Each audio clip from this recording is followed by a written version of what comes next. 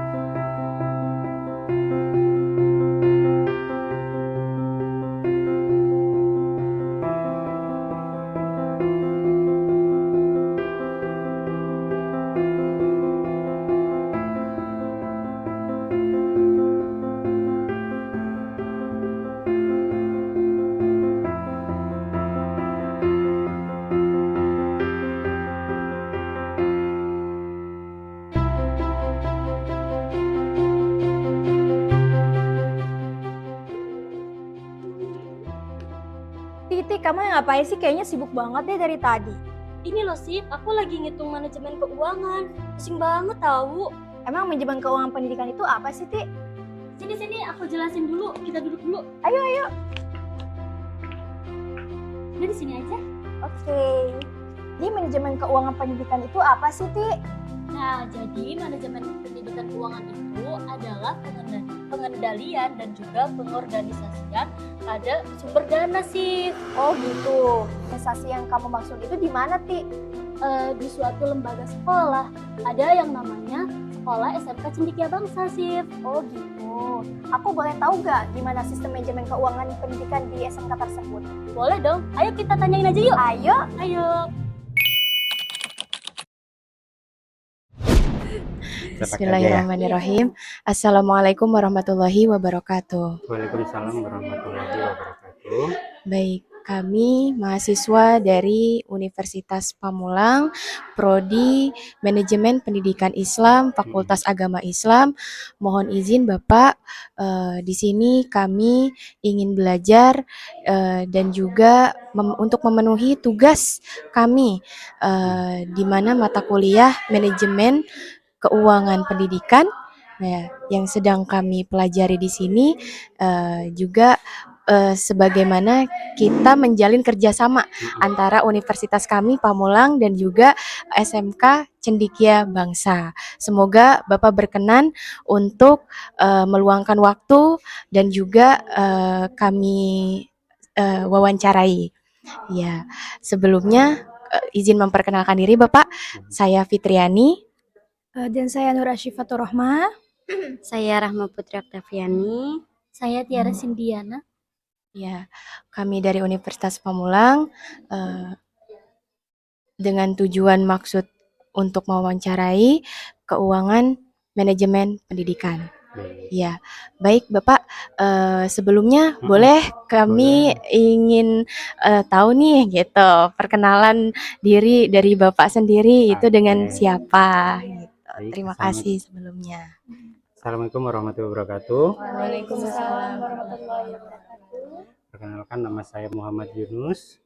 Untuk saya di sini sebagai kepala keuangan dan juga wakil kepala sekolah bagian keuangan, di mana tugas saya adalah mengadministrasi keuangan, kemudian memanajemen dan mengalokasikan secara pelaporan keuangan baik skala dari intern kepada yayasan ataupun kepada pemerintahan.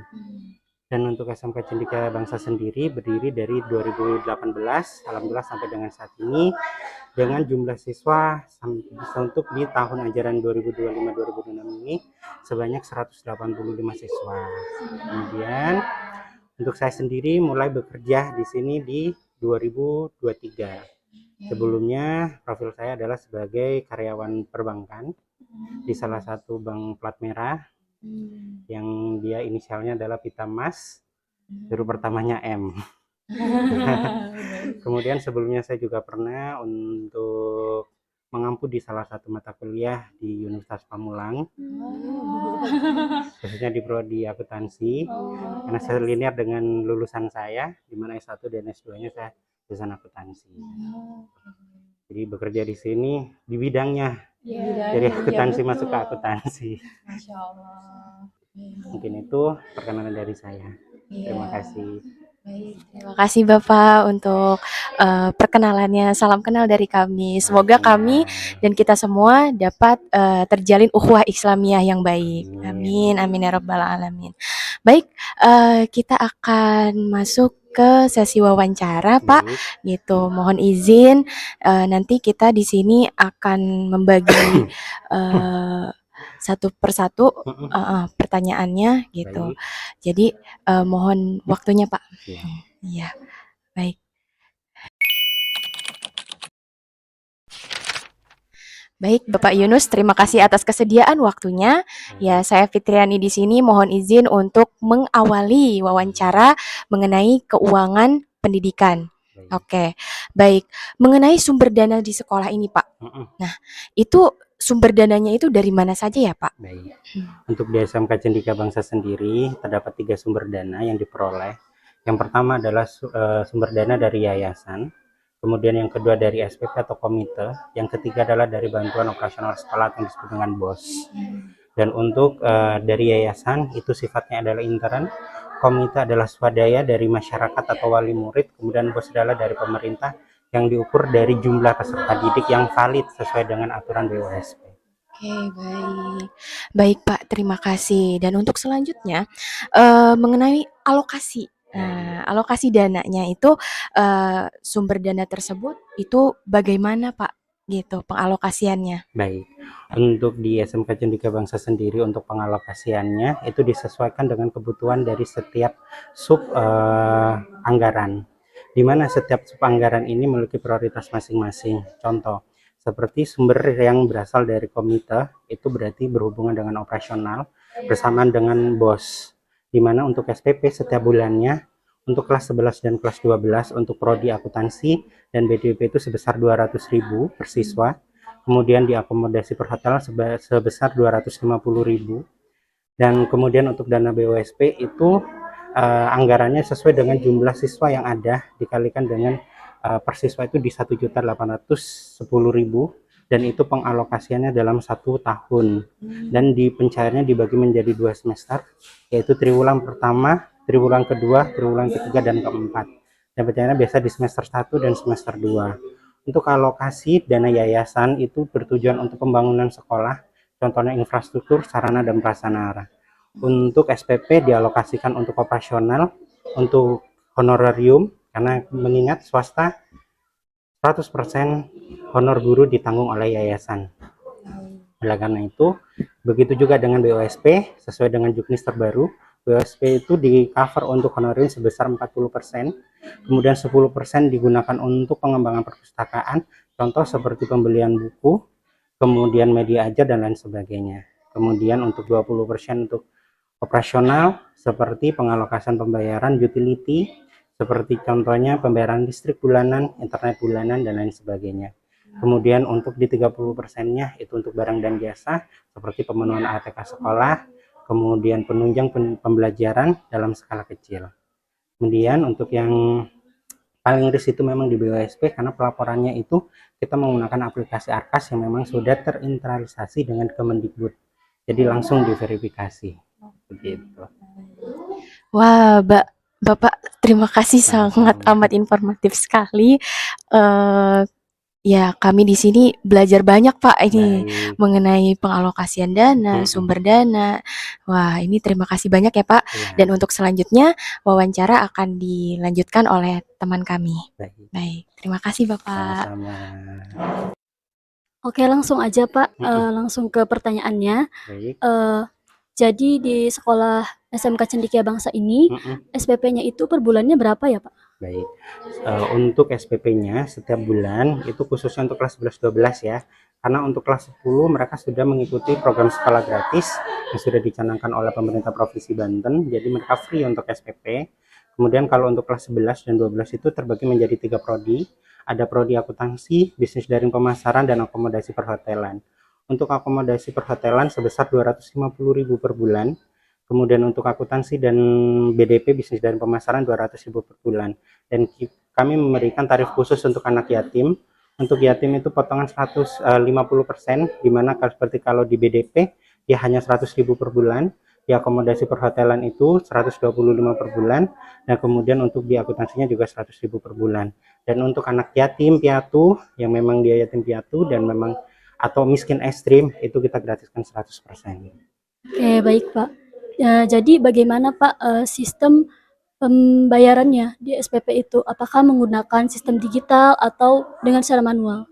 Kalau untuk di SMK Cendekia Bangsa, kita sudah menggunakan sistem digital dibantu oleh 2 software. Software yang pertama adalah Accurate.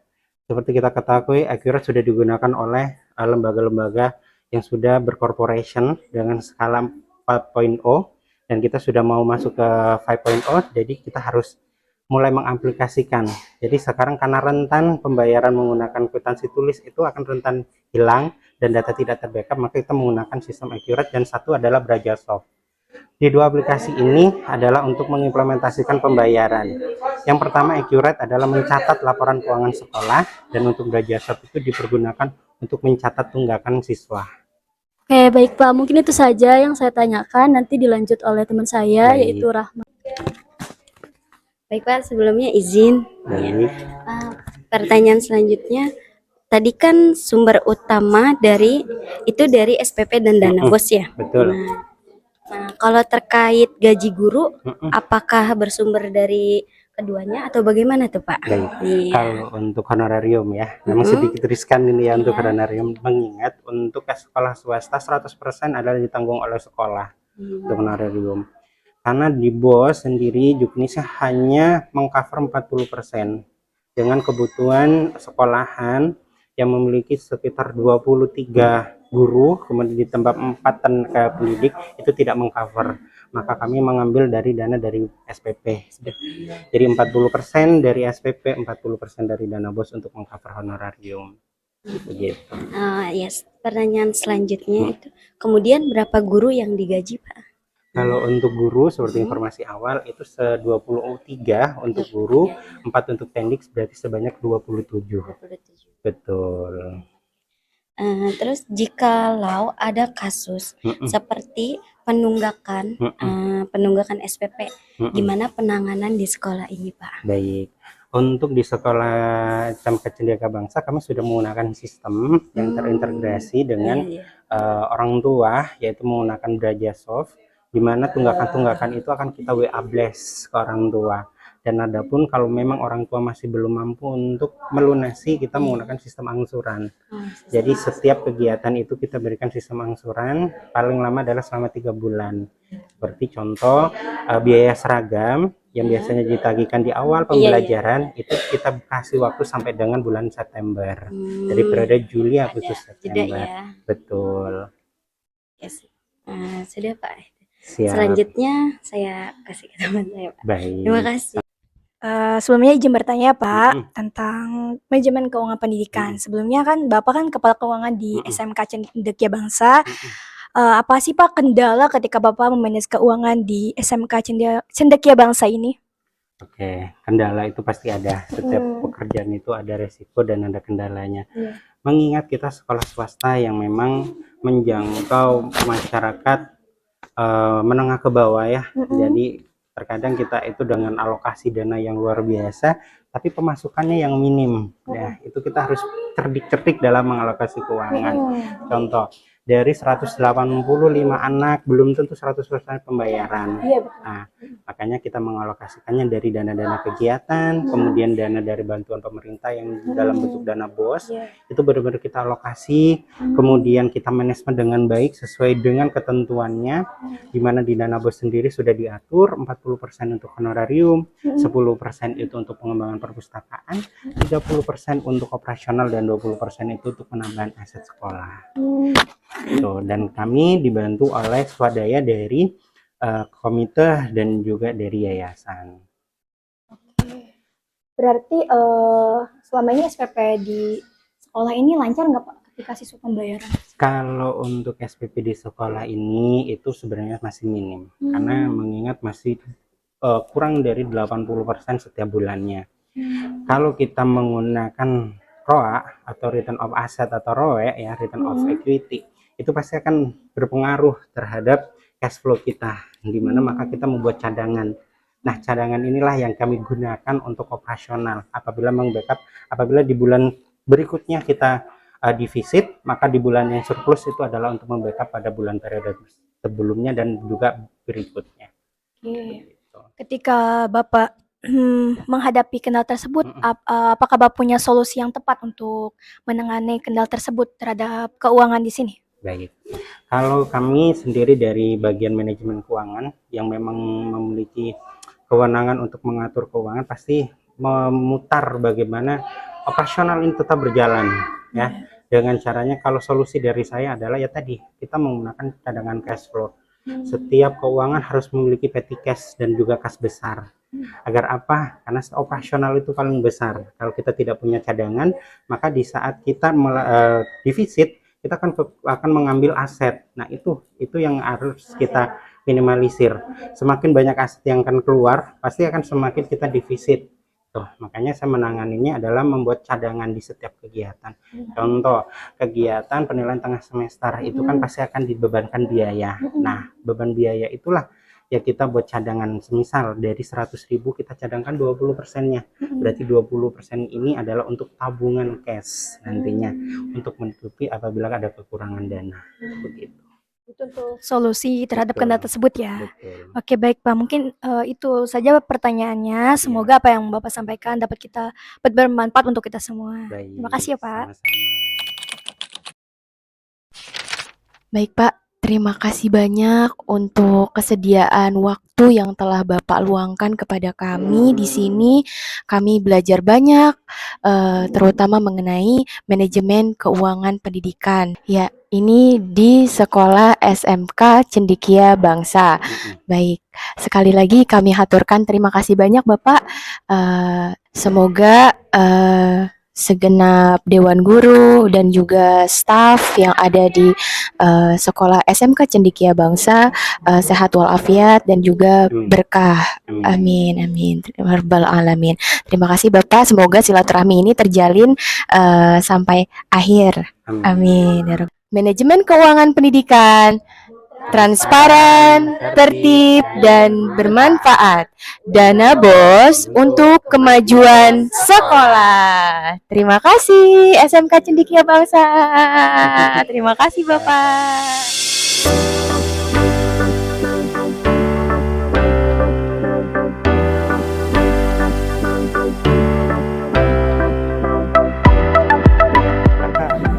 Agustus baru habis. Oke, baik, dengan siapa ya namanya? Arden Maulana. Arden Maulana. Arden Maulana di sini udah sekolah di SMK Cendekia Bangsa itu udah berapa lama? Sekitar berapa ya? 3 bulan kalau salah. Berarti masih baru ya? Jadi kesan dan pesan sekolah SMK Cendekia Bangsa itu bagaimana?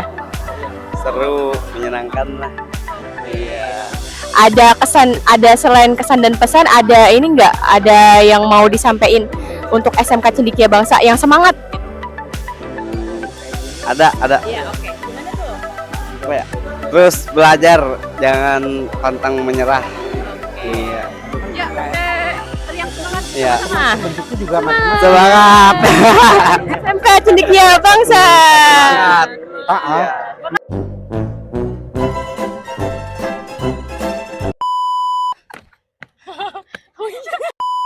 Pendidikan Islam. Dari dosen siapa? Segenap guru sekolah SMK Cendekia. Siswa aku jadi Sini. Kamu jangan ketawa.